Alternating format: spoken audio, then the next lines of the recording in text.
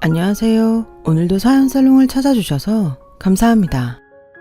몇 년 전 딸을 시집 보낸 엄마예요. 불과 몇 년 전까지만 해도 제 인생에 이런 날이 오게 될 줄은 몰랐어요. 남편 하나 믿고 시집 와서 투명인간 취급받으며 살다가 몹쓸 병에 걸리자 하루아침에 헌신작처럼 내쫓겼을 땐 더더욱 그랬죠. 인생의 막다른 골목에 들어섰을 때 제 앞에 선택지는 딱 두 가지였어요. 신세 한탄을 하며 남은 목숨을 연명하거나 죽기 살기로 달려들어 병과 싸워 이기는 거였죠. 저는 후자를 택했어요. 그건 삶에 대한 애착이 강해서가 아니라 나를 조롱하고 인간 이하에 취급을 했던 남편과 시댁 식구들한테 복수를 하고 싶었기 때문이었어요. 그렇다고 드라마 속 주인공처럼 드라마틱한 복수를 할 수 있을 거란 기대는 없었어요.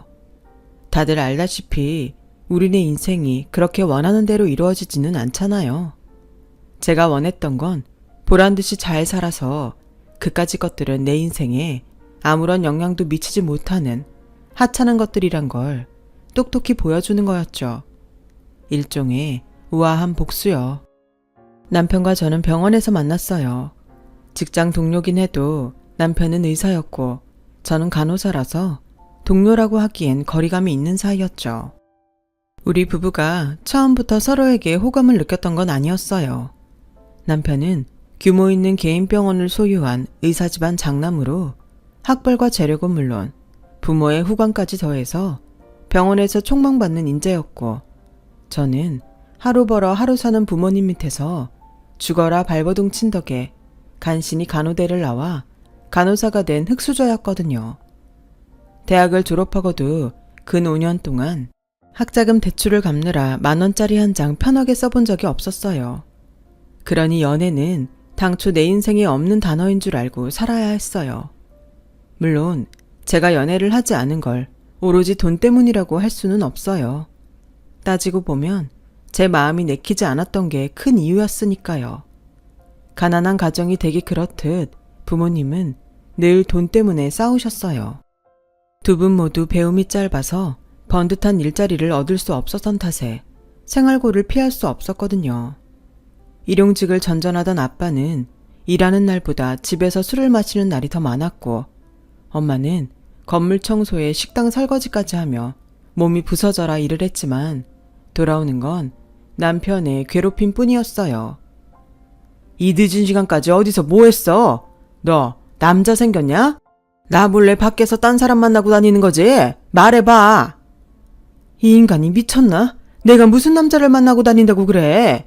식구들 먹여 살린다고 미친년처럼 새벽부터 건물 청소에 식당 설거지까지 죽어라 일하고 온 사람한테. 아휴, 돈도 못 버는 주제에 꼴의 남편이라고 지 마누라 바람필까봐 두렵긴 한 모양이지? 인간아, 제발 정신 좀 차려라. 집구석에서 술 처먹고 쓸데없는 생각 그만하고 나가서 돈 벌 궁리 좀 해. 그도 싫으면 차라리 나가 죽던가. 아, 드디어 네가 속내를 드러내는구나. 그래, 나 내쫓고 딴 놈이랑 살림 차릴 생각이냐? 근데 내가 그렇게는 못 해준다. 오늘 너 죽고 나도 황천길 갈라니까 이리 와라 이거사. 술에 의처증까지 심해진 아빠는 밤마다 엄마를 괴롭혔고, 엄마는 제가 대학교 2학년에 올라가던 그해 호련히 집을 나가버렸어요. 있을 땐 그렇게 죽일 듯 괴롭히던 아빠는 엄마가 나가자 삶의 의욕을 다 잃은 사람처럼 변해버리더군요. 제 학비 버는 것도 버겁던 저는 졸지에 아빠까지 떠안고 살게 됐고, 아르바이트를 늘려도 생활은 전보다 더 힘들어졌어요. 아무리 발버둥 치고 수면 위로 올라가려고 해도 보이지 않는 손이 앙칼지게 제 발목을 잡고 심해로 끌고 들어가는 것 같았어요. 더는 못하겠다는 말이 목밑까지 차고 올라오던 그때 아빠는 제 어깨에 짐을 덜어주려고 그랬는지 생을 마감하고 말았죠. 아빠의 죽음 앞에 저는 마음껏 슬퍼할 여유도 없었어요. 산 사람은 살아야 했으니까요. 아빠가 돌아가신 뒤 저는 살던 집을 정리하고 학교 근처로 이사했어요. 줄어든 살림처럼 제 생활도 전보다 단출해졌어요. 생활에 학업과 아르바이트밖엔 없었거든요.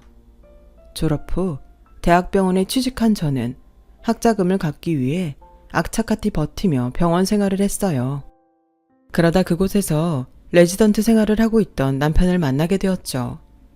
남편은 간호사들 사이에서 그리 인기 있는 사람은 아니었어요. 환자를 위하는 마음은 알겠는데 같이 일하는 간호사들을 힘들게 했거든요. 웃는 얼굴로 부드럽게 부탁하면 좋을 걸 굳은 표정으로 명령하듯 하니까 좋아할 수가 없었죠. 간호사들 둘만 모여도 남편 욕을 하기 일쑤였어요. 저 역시 심적으로 약간의 여유만 있었어도 동료들과 남편 욕을 했을지 몰라요.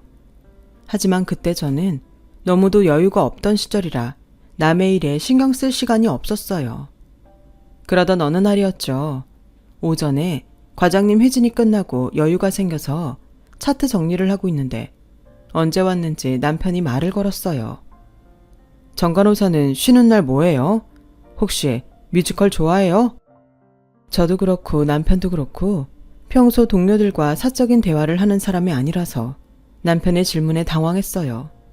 그래서 대답도 못하고 빤히 봤더니 남편이 긴장했는지 저랑 눈도 못 마주치고 말까지 더듬더라고요. 그냥 난 그저 공짜표가 생겨서 물어본 거예요. 싫으면 안 가도 돼요. 싫은 게 아니라 한 번도 뮤지컬을 본 적이 없어서 좋은지 싫은지도 잘 모르겠어요. 공짜표인데 안 갈 이유가 없죠. 좋아요. 같이 가요. 그러자 남편은 그제야 안도하는 듯 피식 웃더군요. 그리고는 공연 날짜와 시간을 종이에 적어주었고 간호사들이 오자 도망치듯 자리를 떠났어요. 나중에 남편한테 그날 왜 나한테 뮤지컬을 보러 가자고 했냐 물었더니 다른 간호사들과 달리 저만 자기한테 화도 안 내고 뒤에서 흉도 안 봐서 내가 자기를 좋아하는 줄 알았다고 하더라고요. 그래서 일단 만나보고 괜찮으면 사귈 생각에 데이트 신청을 했다나요. 그 말에 좀 어이없기는 했지만 그래도 연애 한번 안 해본 사람이 딴에는 용기를 냈다는 거에 별 말 없이 넘어가 주었어요. 연애 무경험자 둘이 직장을 벗어나 난생 처음 데이트를 하는 건데도 그날은 이상하게 어색하지 않더라고요. 병원에 와서는 전혀 다른 남편 모습도 새롭고 연애 경험이 없어서 그런가 평생 공부만 했던 사람이라 그런가 능숙하지 않고 풋풋한 청년미가 있어서 좋았어요. 만약 남편이 여자를 상대하는 게 능숙한 사람이었다면 오히려 제가 주눅이 들어 불편했을 거예요. 남편과의 연애는 뜨겁게 타오르진 않았지만 나름의 적절한 온도를 유지하는 연애였어요. 병원에서 오랜 시간 의사와 간호사로 손발을 맞춰와서 그런지 몰라도 호흡도 잘 맞고 서로에 대한 믿음이 있어서 만나는 내내 사소한 일로 싸우거나 이별할 생각한 적은 한 번도 없었으니까요. 집안 차이 외에는 사실 걸릴 게 없는 사이였어요. 하지만 연애만 하고 끝날 거라면 몰라도 결혼 얘기까지 나오는 사이가 되고 보니 집안 형편 차이가 가볍게 느껴지지만은 않더라고요. 예비 시부모님은 서울대 CC로, 아버님은 의대, 어머님은 영문과를 졸업하셨고 제 남편과 3살 아래 시누이도 명문대 출신이었어요. 무엇보다 어릴 때부터 영어 교육을 위해 집에서 영어를 사용한 덕에 가족 모두가 외국어 능력자이기도 했어요. 거기다 외가의 재력이 엄청나서 남편과 시누이 모두 유치원 때부터 전담 기사가 있었다고 하더라고요. 고등학생 때까지도 월세방을 전전하던 우리 집과는 천지 차이가 나는 집이었죠. 당연히 시어머니와 시누이는 처음부터 우리 결혼을 반대했어요. 긴 세월 동안 부잣집 사모님으로 살아오셔서 그런가 드라마 속 사나운 시어머니들처럼 상스러운 말투로 제게 험한 말을 내뱉진 않으셨지만 저를 탐탁치 않아 하신다는 건 확실히 알 수 있었어요. 제게 언제나 정중하게 거리를 두고 행동하셨거든요. 그건 시누이도 마찬가지였고요. 그 집에서 그 흐름을 읽지 못하는 건 제 남편뿐이었어요. 아니, 어쩌면 남편은 알고 있으면서도 모른 척 했던 건지도 모르겠네요. 이렇게 극명한 차이가 나는 상황에 반대까지 무릅쓰고 결혼할 수 있었던 건 시아버지 덕분이었어요. 아버님은 가난한 시골 농가의 아들로 소위 말하는 개천에서 난 용이었어요. 너무 가난해서 대학 시절 매 학기 등록금 때문에 곤혹을 치러야 했던 아버님은 당시 여자친구였던 저희 시어머니 집안의 도움으로 무사히 대학을 졸업할 수 있었고 의사고시에 패스하자마자 대릴사위로 처가해서 장인 장모를 모시고 사셨다고 해요. 바나나를 먹은 것도 그때가 처음이고 집안에 화장실이 있는 집에 사는 것도 그때가 처음이라 아침에 눈을 뜰 때마다 남의 집에 와 있는 것처럼 불편하고 어색했다고 하시더군요. 저희 결혼을 앞두고 식구들 몰래 따로 저를 불러 밥을 사주시면서 이런저런 얘기를 해주셨는데 아버님도 저만큼 고생을 하고 살아오셨더라고요. 네 시어머니한테는 미안한 얘기지만 나는 처가에 얹혀 살면서 단 한 번도 장인장모를 부모님으로 생각한 적이 없었다. 물론 두 분이 물심양면으로 내게 도움을 주셨지만 그럼에도 그럴 수 없었던 데에는 이유가 있었어.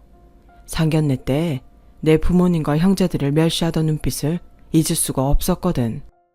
지금 너를 바라보는 내 아내와 딸아이 눈빛이 그때 장인장모를 닮아 있어서 보는 내 마음이 편치 않구나. 그래도 아가, 너만 흔들리지 않고 굳건하게 버텨준다면 내가 너의 버팀목이 되어주마. 그러니 내 며느리로 살아다오. 아버님의 따뜻한 말씀에 저는 그제야 마음을 잡을 수 있었어요. 솔직히 결혼 얘기가 나오고 시댁에 처음 인사를 다녀온 이후로 이 결혼을 해도 되는 건지 고민이 많았거든요. 직업도 처지고 돈도 없고 무엇보다 친정이 없었으니까요. 거기다 시어머니와 시누이가 저를 마음에 들어하지 않는 것도 그렇고요. 그런데 집안의 어르신인 아버님이 제 편이 되어주겠다고 하시니까 천군만마를 얻은 것 같았어요. 집안에서 누구도 아버님 뜻을 어길 수 있는 사람은 없었거든요. 비록 장인의 힘으로 병원장이 됐지만 오늘날 병원을 키우고 재산을 늘린 건 분명 아버님의 노력이었고 공이니까요. 저희 시어머니가 형제들 앞에서도 당당히 어깨를 펼 수 있는 것도 다 저희 아버님 덕분이기도 했고요. 하지만 아버님조차도 저희 부부를 데리고 살겠다는 어머님의 뜻은 결국 꺾지 못하셨어요. 어차피 결혼 후에도 병원 일을 그만둘 생각이 없었던 저는 끝까지 시집살이를 반대할 처지는 아니라서 집 문제만큼은 순순히 어머님 뜻을 따르기로 했어요. 처음 1, 2년은 별다른 문제 없이 조용히 지나갔어요. 식사는 상주 도우미 아주머니가 맡아서 하셨고 청소는 따로 업체 사람을 불러야 했기 때문에 집안일에 한해서 저는 딱히 할 일이 없었거든요. 그저 아침에 시부모님께 문안 인사드리고 집안 경조사가 있을 때 며느리 역할만 하면 됐으니까요.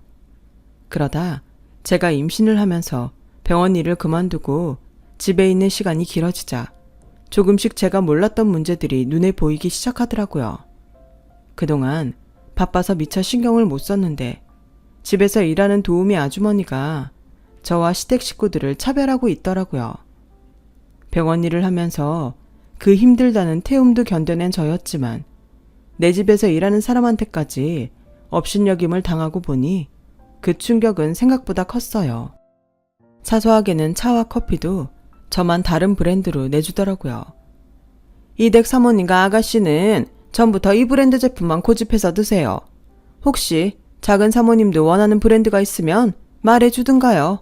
그럼 그걸로 사다가 내드릴 테니까.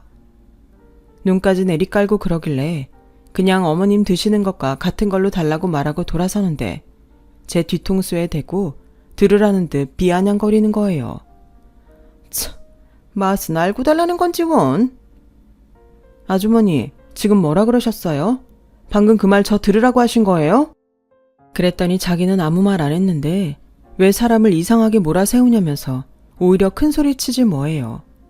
그때 시어머니가 나오셔서 무슨 일이냐고 물으셨고 그러자 아주머니는 기세등등하게 시어머니 옆에 찰싹 달라붙어서는 제가 없는 말 지어내서 자기를 괴롭힌다고 거짓말을 하더군요.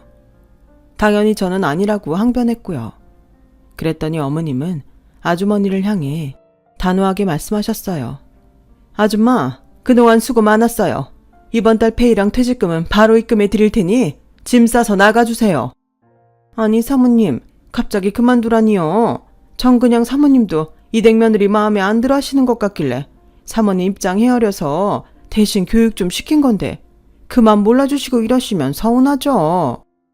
그러자 어머님이 정색하며 소리쳤어요.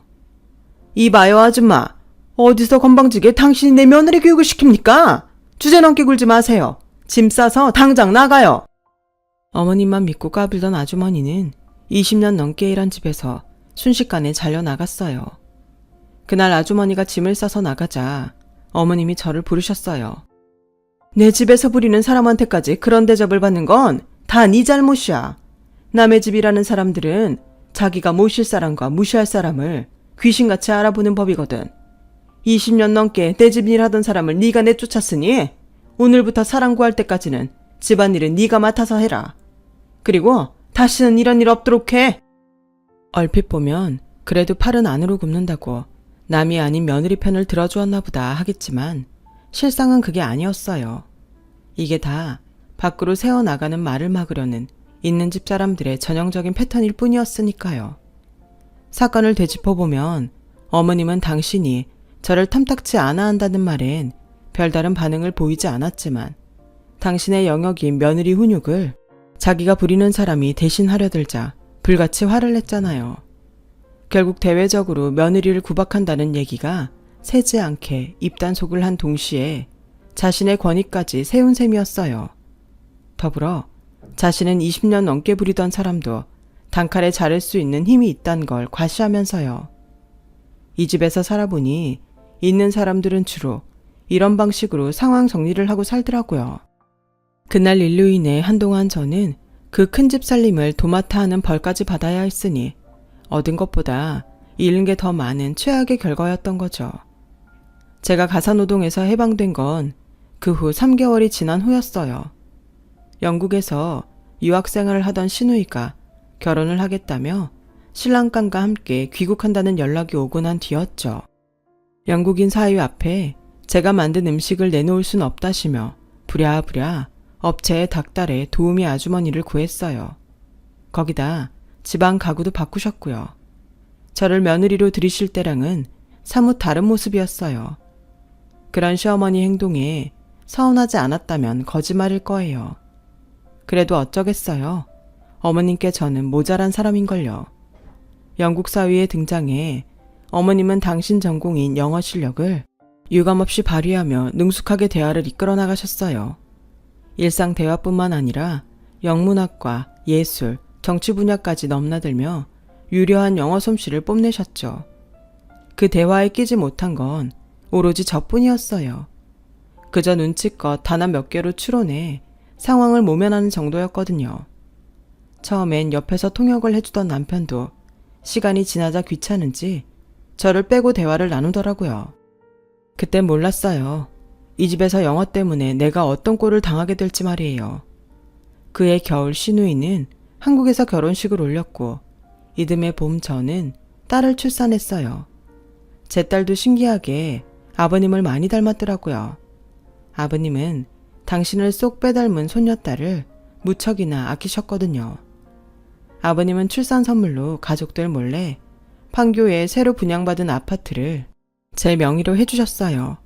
살다 보면 꼭 한 번은 비빌 언덕이 필요한 순간이 올 거라면서요. 그 말은 마치 예언처럼 실제로 훗날 제가 살아가는데 디딤돌이 되어주었어요.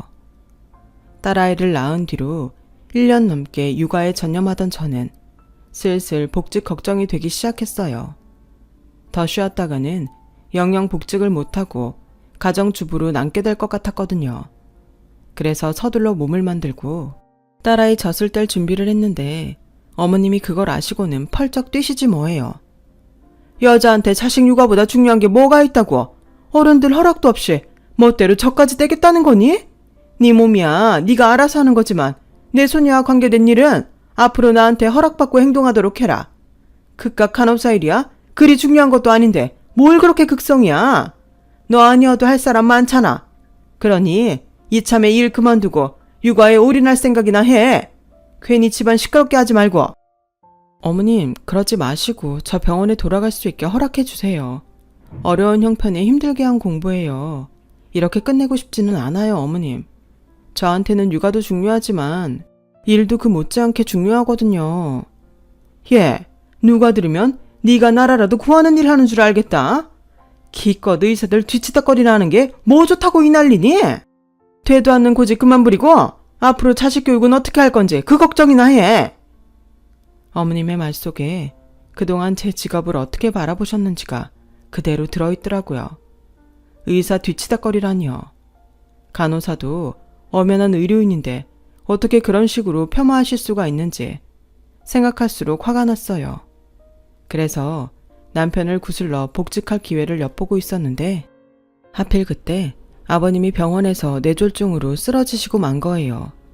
첫째가 빨라서 큰 고비는 넘기셨지만 반신불수가 되는 바람에 더는 병원 원장직을 이어나가실 수 없게 됐어요.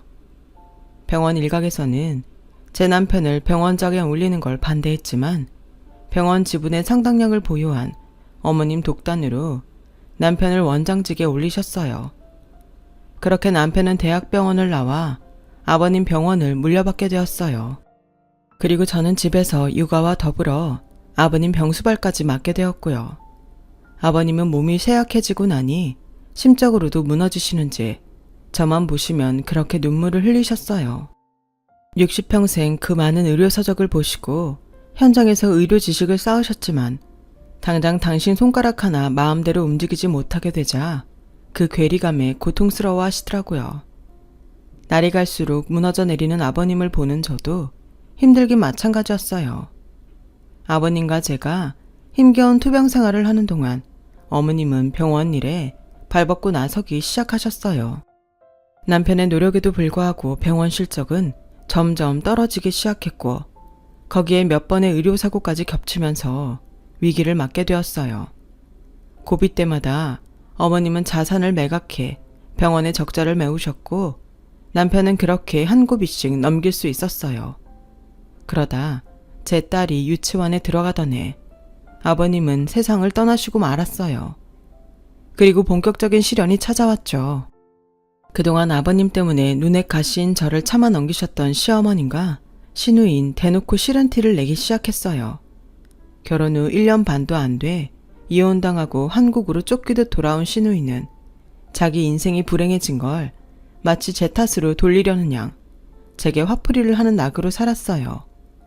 제 앞에서 제 욕을 하는 건 물론이고 제 행동 하나하나에 딴지를 걸었어요. 문제는 어이없게도 제가 그 말을 온전히 알아듣지 못했다는 거예요. 어머님과 시누이가 영어와 불어를 섞어가며 제 흉을 봤거든요. 분명 모녀가 대화하는 분위기를 보면 내 욕을 하는 게 분명한데 영어로 대화를 하다가도 중요한 단어는 꼭 불어나 그 밖의 언어로 대치해 사용하니 도무지 알아들을 방법이 없더라고요. 그러니 내 앞에서 내 욕을 들으면서도 정작 당사자인 저는 바보처럼 아무 말도 못하는 꼴이 되고 만 거죠. 그러다 하루는 초등학생 딸아이가 제 아빠한테 외국어 문장을 묻더군요. 딸은 어릴 때부터 영어 유치원을 다니고 시어머니 등살에 외국어 공부를 누구보다 열심히 해왔어요. 영어 외에 중국어랑 불어도 조금 하는 터라 아빠한테 종종 모르는 표현을 묻곤 했기에 그날도 그런가 보다 생각했어요. 그런데 딸아이 질문에 남편 얼굴색이 변하더라고요. 그리곤 화를 냈어요. 그런 상스러운 소리는 어디서 들었어? 도대체 당신은 집에서 애한테 뭘 보여줬길래 애가 이런 소리를 해? 어떻게 애 입에서 이런 말이 나와? 그랬더니 딸아이가 울먹이며 말했어요. 고모랑 할머니가 엄마한테 한 말이야, 아빠. 이게 그렇게 나쁜 말이야? 근데 왜 할머니랑 고모는 엄마한테 이런 소리를 하는 건데? 그 말에 다리에 힘이 쫙 풀리더군요. 지금까지 제 딸아이는 할머니와 고모가 자기 앞에서 제 엄마한테 욕하는 걸 매일같이 듣고 살았다는 사실에 경악할 수밖에 없었어요. 남편은 그 길로 어머님 방에 들어가 한참을 큰 소리로 싸우고 나왔어요. 그리고도 아직 화가 덜 풀렸는지 여동생한테까지 전화해 욕을 퍼부으며 한 번만 더 애드는 앞에서 그딴 소리 짓거리면 가만 안 둘 거라고 했어요. 한참 뒤 방으로 돌아온 남편은 말없이 저를 쳐다보며 한숨을 쉬었어요. 나랑 결혼한 지 몇 년째인데 아직도 넌 엄마랑 정은이한테 그딴 소리를 듣고 사냐. 못 알아듣는 말로 네 욕을 한 엄마랑 정은이도 문제지만 내 보기엔 너도 문제야. 아무리 외국어가 안 돼도 네 눈 앞에서 네 욕하는 걸 느낄 거 아냐. 사람이라면 어떻게 그걸 모르겠어.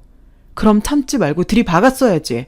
왜 무식한 엄마 때문에 내 딸이 그런 더러운 소리를 알게 하냐고. 네가 그러고도 엄마라고 할 수 있니? 너란 사람은 자존심도 없어? 안 그래도 병원 일 때문에 골치 아파 죽겠는데 너까지 날 힘들게 하면 난 어떻게 살란 말이야. 너 앞으로 살림이고 뭐고 다 때려치우고 학원을 다니든 과외를 받든 어학 공부 좀 해. 알았어? 그리고 은솔이는 영국 기숙학교로 보낼 테니까 그런 줄 알아. 남편은 딸아이를 위한 결정이라며 어린 딸을 영국으로 보냈어요. 제가 영국에 따라간다고 했더니 가소롭다는 듯 그러더군요. 애초에 은솔이를 영국으로 보내게 된 건 너 때문이었어. 네가 병신처럼 딸 앞에서 욕이나 듣고 사는 거 안 보이려고 보낸 거니까. 막말로 네가 영국에 따라간다고 예솔이한테 뭘 해줄 수 있겠어? 제발 현실 좀 직시해라. 결국 제 딸의 영국 생활은 어머님과 시누이가 저 대신 도맡게 되었고 저는 1년에 한두 번 정도 딸아이와 전화 통화를 하는 게 고작이었어요. 그나마도 시간이 지나면서 현지 학교에 적응이 된 딸은 저보다는 친구들과 어울리기에 바빴고 그렇게 딸과 멀어지기 시작했죠. 그러는 사이 저는 남편의 오랜 외도와 저를 둘러싼 시댁 식구들의 노골적인 멸시와 조롱에 불면증과 그 밖의 무기력증 등으로 고통받게 되었어요. 그러다 제가 암에 걸렸다는 사실을 알게 되었죠. 이미 주변 장기까지 전이가 많이 돼서 수술도 불가능한 상태였어요. 병원에선 대개 이런 상태의 환자한테 항암 치료를 제의하기보다는 가족과 마지막 시간을 보내길 권하곤 해요. 남편은 제 CT를 보더니 한숨을 푹 쉬곤 이제 어떻게 할 거냐고 묻더군요. 당신이 원하는 대로 해줄게. 치료 불가능한 건 당신이 잘 알 테고 호스피스 병원 연결해줘. 그러자 어머님이 현재 병원 사정도 안 좋은데 그런데 돈 쓸 거 뭐 있냐며 남는 병실에 입원시키라고 했어요. 집안에 병자를 두면 될 일도 안 되니 하루빨리 집에서 내보내라고요. 제가 마지막으로 영국에 가서 딸아이를 보고 오겠다고 했더니 남편과 어머님은 한 목소리로 절대로 안 된다고 펄펄 뛰었어요. 애 학업에 방해가 된다나요? 제발 은솔이 보고 오게 해줘. 그럼 두말 않고 이혼해줄게. 당신도 내 눈피해 두 집 살림하는 거 피곤하지 않아? 그러니까 내가 나가준다고. 어머님도 제 꼴 보기 싫으시잖아요. 제 장례식에 오셔서도 아가씨랑 외국어로 제 욕하실 텐데. 전요, 더는 그 꼴 못 보겠어요. 그러니까 제발로 나가드린다고요. 그렇게 저는 이혼 약속을 앞세워 5년 만에 딸아이를 볼 수 있었어요. 못 본 사이 어른이 다 됐더라고요. 딸아이와 영국에서 일주일을 보낸 저는 한국으로 돌아와 집을 나왔어요. 그리곤 아버님이 남겨주신 아파트로 들어갔어요. 남편은 병원 경영 상태가 안 좋아 현금이 없다며 제 계좌로 얼마 안 되는 위자료를 보내주었어요. 17년 결혼 생활은 그렇게 끝이 났어요. 혼자 살기 시작하면서 제 일상에 많은 변화가 있었어요. 암과 싸워 이기기 위해 준비해야 할 것들이 많았으니까요. 먼저 물 맑고 공기 좋은 곳으로 이사를 해야 했고 저와 같은 환우들과 정보를 공유하며 내 몸에 맞는 음식과 치료 방법을 결정해야 했어요. 간호사 일을 할 때는 결코 동의하지 않았을 치료 방법들이지만 어차피 시한부 판정을 받은 거 못할 것도 없다는 생각에 용기를 얻게 되었어요. 그리고 딸과 했던 약속을 지키기 위해서는 뭐라도 해봐야 했으니까요. 영국을 떠나기 전 딸아이는 제게 10년 뒤 함께 세계 여행을 하자고 했거든요. 그 약속을 지키기 위해선 어떻게든 살아남아야 했고 그게 바로 내가 사라지기를 바라는 사람들한텐 복수가 될 거란 생각을 했어요. 다행히 자연치유요법을 하는 사람들 모임에서 저처럼 삶의 의지가 강한 사람들을 만나게 돼서 우리는 서로 의지하고 격려하면서 암 투병 생활을 이어나갈 수 있었어요. 벽에 걸린 달력을 한 장 한 장 넘길 때마다 이 장이 마지막이 아닐까 걱정되던 마음은 1년이 지나고 3년, 5년을 넘어서자 환희로 바뀌었어요. 제 몸에 잔뜩 퍼져 있던 암세포들이 사라져버리고 CT상으로도 깨끗하게 완치도 돼 있었거든요. 제 완쾌 소식에 함께 투병 생활을 해온 환우들이 자신들 일처럼 기뻐해줬어요. 저의 완쾌는 그간 우리의 치료 방식이 틀리지 않았다는 증명이기도 했기에 다들 잔뜩 고무된 상황이었죠. 그러던 중 환우 가족 중 한 분이 제게 자신이 운영하는 사업체에 와서 1일 강연을 해달라고 부탁하셨어요. 처음엔 도무지 자신이 없어서 거절을 했던 제게 사장님이 그러시더라고요. 대단한 걸 바라는 게 아닙니다. 그저 그동안 살아온 얘기를 해달라는 것뿐이에요. 솔직한 것만큼 큰 감동은 없으니까요. 결국 연이은 부탁에 할 수 없이 저는 강연에 나섰고 그 일을 계기로 현재까지 3년 넘게 전국을 다니며 강연을 이어가고 있어요. 다행히 가는 곳마다 반응이 좋아서 현재는 강의료도 꽤 받고 있어요. 그러던 차 딸아이한테 이메일이 온 거예요. 곧 결혼식을 한다고요. 완쾌하고 바로 딸을 만나러 영국에 갔을 때 딸아이가 남자친구라며 한국인 유학생을 데리고 나왔었는데 그 친구와 결혼까지 하게 됐다더군요. 그렇게 저는 이혼한 지 8년 만에 공식적으로 시댁 식구들 앞에 나가게 되었어요. 결혼식장 주차장에서 저를 본 전 남편과 전 시어머니는 제가 살아있다는 사실보다 제가 타고 간 외제차에 더 놀라는 눈치였어요. 그도 그럴 게 지난 8년 동안 전 남편은 아버님의 병원을 말아먹고 도박으로 집까지 날린 채 후배가 하는 병원에 페이닥터로 나가고 있었나 봐요. 그나마도 경기가 안 좋아서 언제 잘릴지 모르는 형편이라더군요. 부잣집 딸로 태어나 평생 설거지 한번 안 하고 살아온 전 시어머니는 말년에 전 재산 말아먹은 아들과 함께 월세집에 살면서 손수 바깥 빨래, 청소까지 하고 사신다고 했어요. 그나마 노년을 위해 가지고 있던 땅마저 딸이 훔쳐 달아나는 바람에 빈털터리가 됐다더라고요.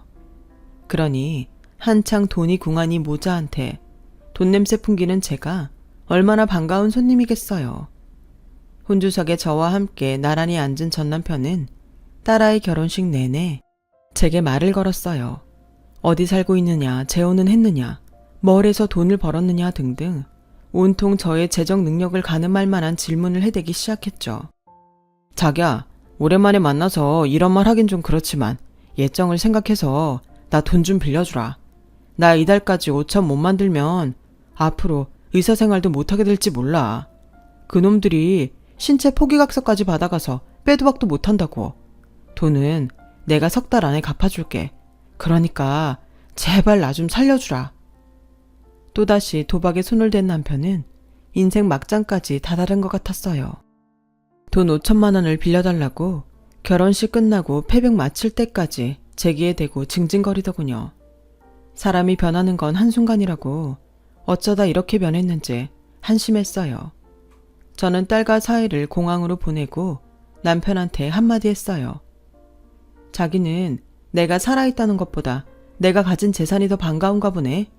그런데 헛물 켜지 마. 암 걸린 아내한테 돈 3천 쥐어주고 내쫓은 인간한테는 그림의 떡이니까. 내가 어떻게 돈을 벌었냐고. 그간 너랑 네 엄마 네 여동생한테 받았던 암덩이 팔아 마련했다. 니네 집에선 투명인간처럼 살던 나한테 사람들이 돈 주면서 내 얘기를 해달라고 그러더라. 더 감동스러운 건 있지. 내 얘기를 들은 사람마다 나 대신 화를 내면서 니네 집구석 인간들을 욕하더란 거야. 그런 미친 인간들하고 어떻게 17년을 버티고 살았냐고 말이야. 너랑 살 땐 내 몸을 상하게 하던 네 엄마 욕설도 니네 집을 나오니까 돈이 된다는 게 신기하지 않아? 지난 17년간 니들 모자는 내 가슴에 수없이 비수를 꼽았지만 난 이렇게 상처 하나 없이 잘 살고 있어. 그 얘긴 말이야. 니들은 내 인생에 쥐똥만큼도 영향을 줄 수 없는 하찮은 것들이란 소리야. 내 말 알겠니? 어머님도 알아들으셨죠? 영어에 프랑스어까지 섞어서 며느리 욕하시는 분인데 한국어 정도는 알아들으실 거 아니에요. 참 어머님, 어지간하면 이제 그 욕 좀 끊고 사세요. 사람이 없어 보이잖아요. 세상 고상한 척은 혼자 다 하시면서 늘 입에 걸레를 물고 사세요? 왜요? 수입산 걸레는 냄새 안 날까봐 주구장창 입에 달고 사시는 거예요. 그래봤자 걸레는 결국 걸레랍니다. 돈은 없어도 품위는 지키셔야죠. 모자한테 알뜰하게 충고까지 마치고 저는 집으로 돌아왔어요. 그리고 8년 만에서야 복수를 끝낸 저는 그날 밤 2다리 쭉 뻗고 편히 잠들 수 있었답니다. 남은 삶 욕심내지 않고 좋은 일 하면서 열심히 살아보려고 합니다. 제 얘기 들어주셔서 감사드려요. 건강이 최고예요. 건강 조심하시고 복도 많이 받으세요. 여러분, 사연 댓글에 응원과 현명한 조언 부탁드려요. 좋아요와 구독은 저에게 큰 힘이 됩니다. 오늘도 좋은 일 가득하세요.